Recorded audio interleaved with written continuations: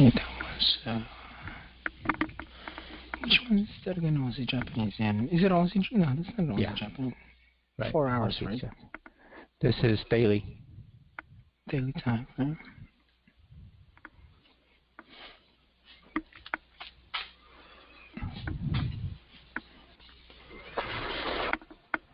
Okay.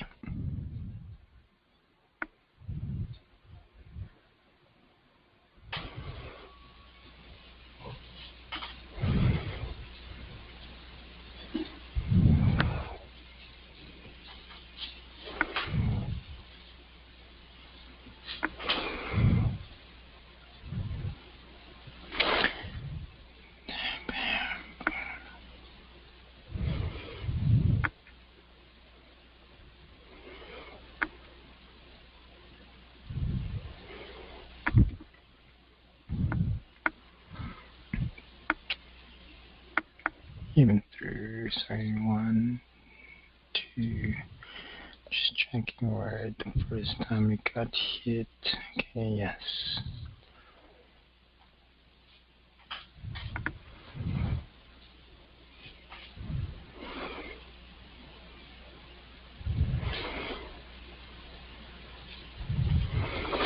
Okay.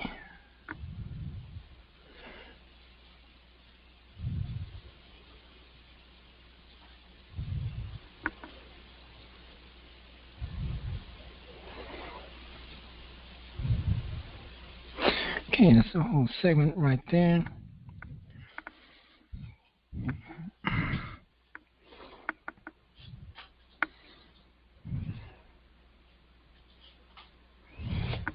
Actual fact, angle. Okay, so this one has broken in terms of correction.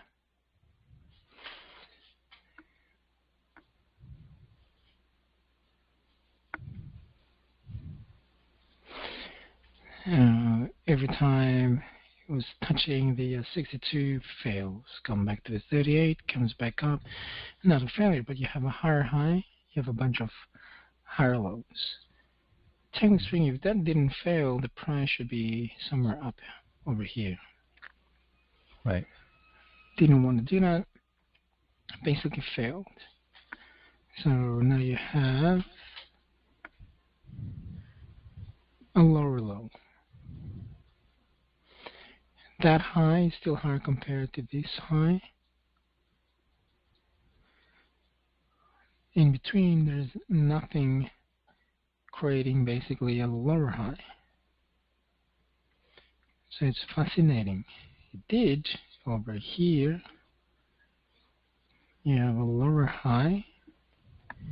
Then if the trend should basically continue, that low should be down here to create a new lower low. It didn't want to. It created basically a higher low. You have a higher high. Talking here from here to there. Mm-hmm. Still a lower high from there to here, which is also that, also that. So if this, 1, 2, 3,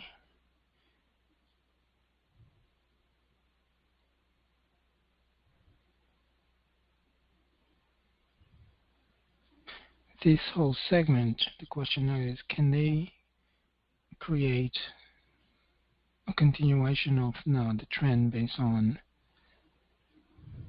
this scenario? Can it create a new higher high?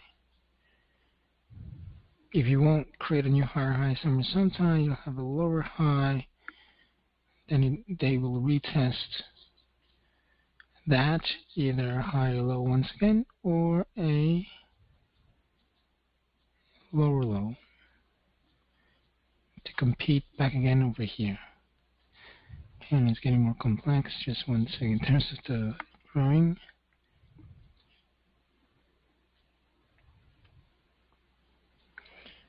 have that angle, that angle. So what it's trying to create could easily create like this.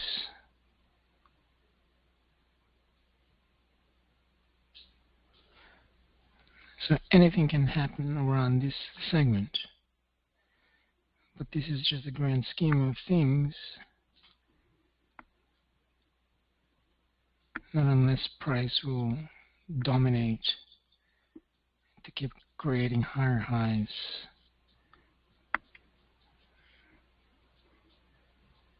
Beyond that level. Seeing that if you go to a weekly time frame,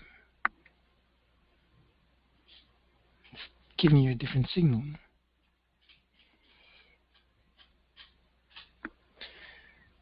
Actually, it's pretty ugly. It's an uptrend, but at the same time you have a start of a lower high. Right. So for a bigger scale of things, they could easily create a new lower low somewhere sometime in the future just to meet that trough to create a new lower low, because you already have a lower high here. So simply this is what's happening.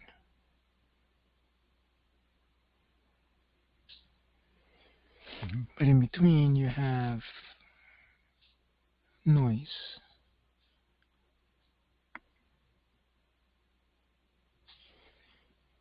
Okay, so that is the possibility.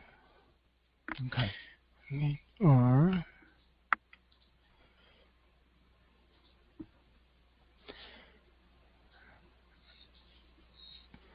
still a bunch of uptrends.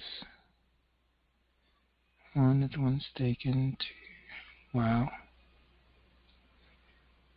very nice.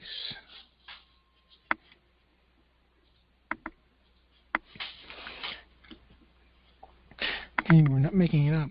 The low is touching within that.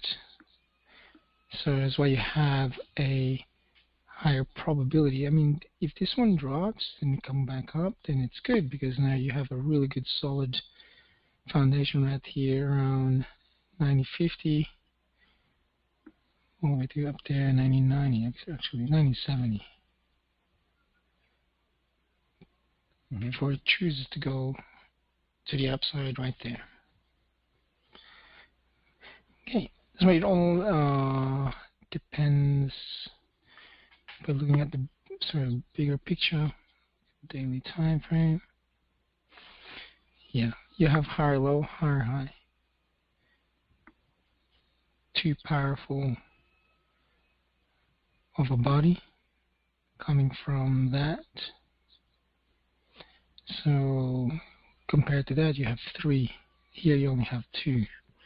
It's creating a higher high. So theoretically, the price should go up to the upside. So also a good exercise to put in your target points. It's because from that high within that low,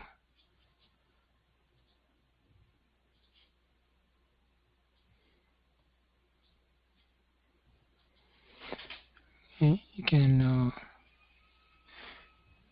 wing it to go back to 9186, but if you were in this trade, no more, no less. Probably that's pretty much it. 20, 30 pips. If it goes through down there, that's a bonus. You go over here, that's even more of a bonus. Okay, but the odds, once the price getting through here, is pretty much unlikely, because they need to fulfill this criteria.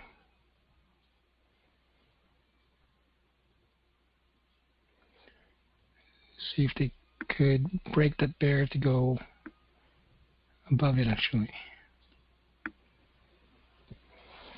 Okay, any questions? I hope that makes sense there, Chris.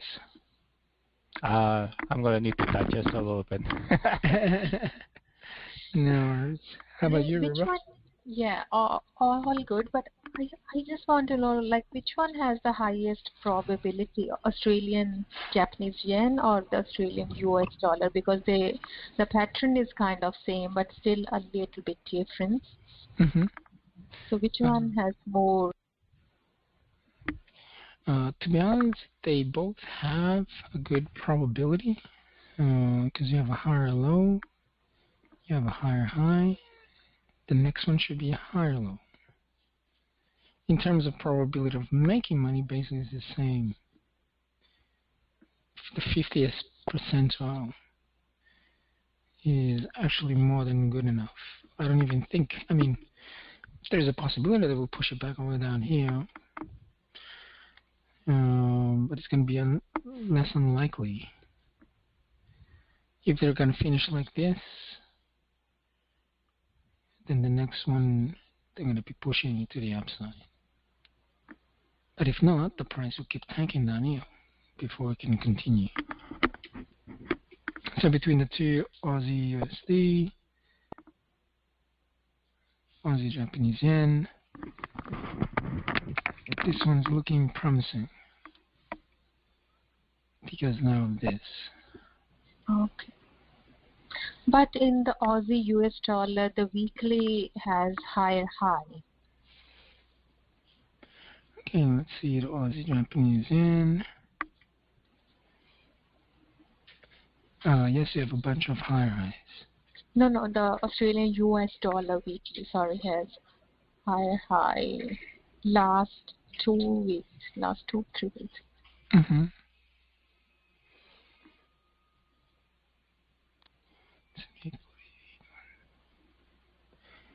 78, 42.8,